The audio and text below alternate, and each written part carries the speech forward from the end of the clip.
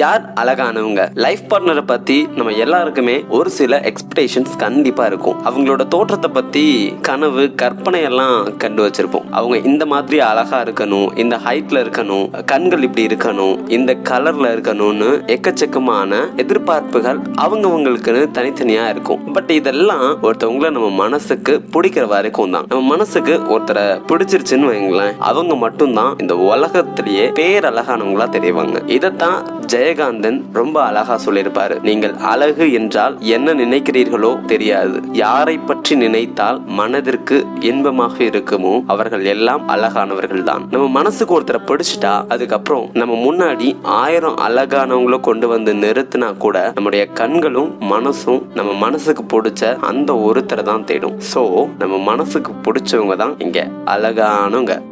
வீசி போன புயலில் என் வேர்கள் சாய